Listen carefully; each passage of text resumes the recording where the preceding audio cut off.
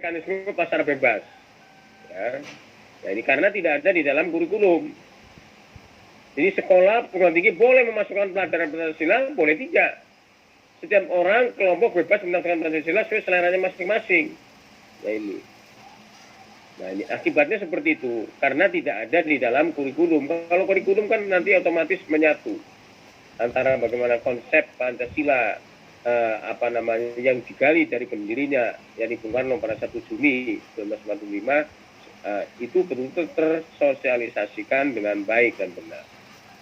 Nah, maka tadi kalau Pak Moderator mengatakan, Pak Medi mengatakan ada 20 sekian persen orang tidak hafal Pancasila, wah itu mengerikan. Saya ingat betul di tahun 2013 itu ada seorang calon hakim Mahkamah Konstitusi, mungkin Mas Karyono masih ingat itu ya. Seorang calon hakim Mahkamah Konstitusi itu gelarnya sampai 9, Pak. Insinyur, dokter Andes, doktor, SE, SH, MH, dan sebagainya. Tapi ketika fit and proper test di Komisi 3 DPR, waktu itu saya dulu yang bertanya adalah Pak Ahmad Basara, yang sekarang Wakil Ketua MPR, diminta menyebutkan Pancasila, nggak hafal. Gimana Pak bayangkan? Seorang calon hakim Mahkamah Konstitusi, nggak hafal Pancasila, bayangin aja. Tahun 2013, Bapak Ibu silahkan bisa browsing gitu, informasinya masih ada. Kan ngerti coba. Mereka calon hakim Mahkamah Konstitusi gelarnya panjang, Pancasila nggak hafal. Maka kalau Bapak Ibu sekarang lihat orang-orang yang tidak pakai masker misalnya dikasih hukuman itu suruh nyebutin Pancasila, padahal nggak hafal itu. Hafalnya ketuhanan yang Maha Esa diganti keuangan yang Maha Kuasa. Wah ini gimana nih Pak Diasma ini? Jadi Pancasila ketuhanan yang Maha Esa diganti keuangan yang Maha Kuasa. Wah repot kan? Kalau kata Gus Soleh itu laisal fulus mulus, maafi fulus mampus katanya gitu. Ada uangnya mulus, nggak ada ya mampus katanya gitu kan ya nih. Nah sehingga ini apa akibat tidak diajarkan itu menjadi tafsir bebas. Nah saya kira inilah kita lupa terhadap amnesia bangsa terhadap apa sejarah lahirnya Pancasila, penggali Pancasila, filsafat dasar Pancasila, sila-sila Pancasila, meninggalkan Pancasila. Oleh karena itu maka RUU PPIP ini mendesak untuk disahkan di dalam sidang paripurna. Ya, ini saya kira tambahan aja ini. Ya, ideologi ini sangat TSM, terstruktur, sistematis dan masif. Ya, mengkampanyekan apa itu komunisme, ekstremisme agama, liberalisme ke dalam bangsa Indonesia. Ya, saya kira mungkin salah satunya mengapa kata agama hilang dalam peta jalan pendidikan, mungkin kampanye dari sini, Pak. Ini liberalisme, udahlah, nggak usah sekularisme masuk dalam peta jalan pendidikan. Mereka masih bergerak.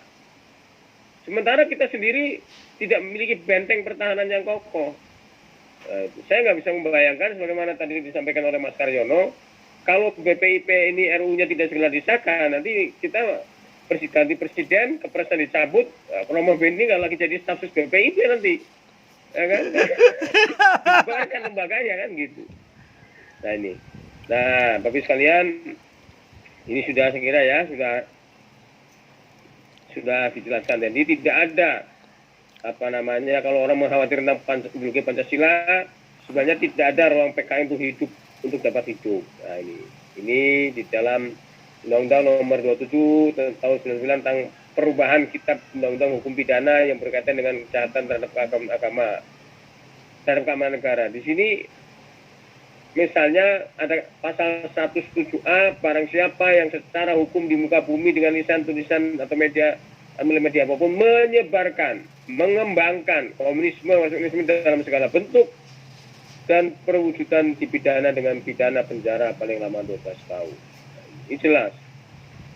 Menyebarkan atau mengembangkan ajaran komunisme, Leninisme yang berakibat timbulnya kerusuhan, ini bisa dipidana 15 tahun. Jadi sebenarnya sudah selesai soal itu ya, tidak perlu ada kekhawatiran ya. Kemudian ini pasal 107E ya.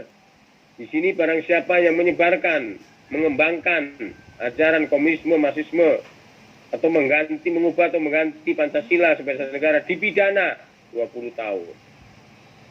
Pasal 107E ya.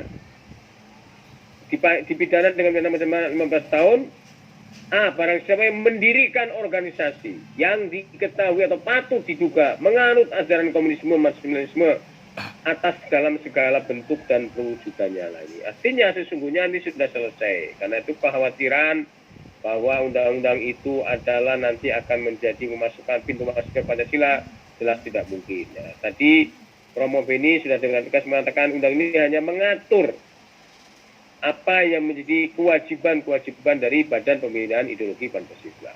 Ya, saya kira demikian Pak